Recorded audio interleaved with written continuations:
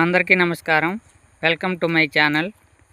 ఈరోజు పప్పు ధాన్యాల్లో భాగంగా కందిపప్పు గురించి మనం ఇక్కడ చూడడం జరుగుతుంది. మా ఇంటికి సంబంధించిన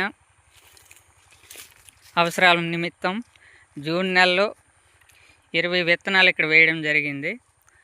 ఆ 20 విత్తనాల్లో భాగంగా ఒక 15 మొక్కలు ఇక్కడ పుట్టి పెరగడం జరిగింది. నీరు ఇక్కడ ఎక్కువగా నిలవడం వలన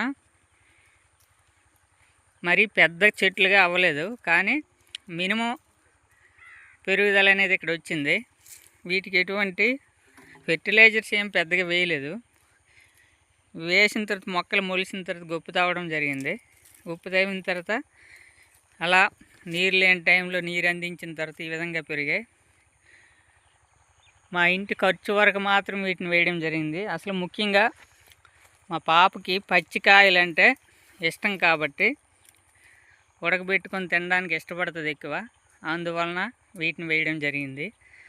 4-5 సార్లు తీసిన తర్వాత మిగతావి ఉంటే ఇప్పుడు వాటిని తీయడం జరుగుతుంది. చూడండి,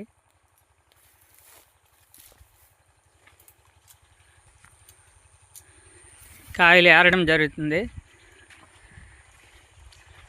ఎక్కువ మొత్తంలో వేస్తే ఆ మొక్కల్ని పూర్తిగా తీసేసి కర్రతో కొట్టడం జరుగుతుంది. ఇక్కడ తక్కువ కాబట్టి మొక్కకి కాయలు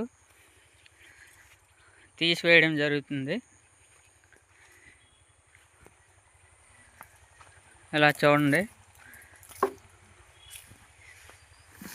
15 మొక్కలు ఉన్న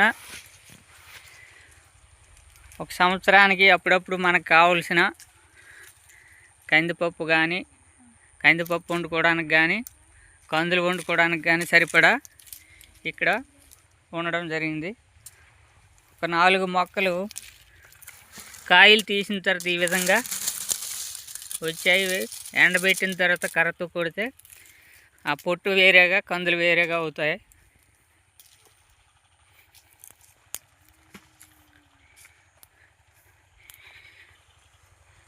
అంటే ఇక్కడ చాలా రకాల మొక్కలు ఉన్నాయి.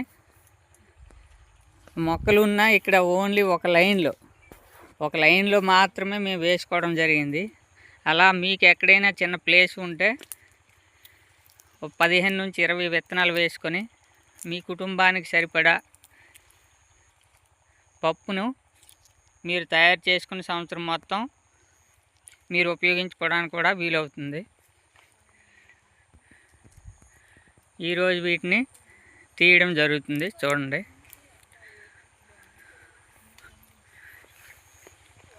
Okay, thank you.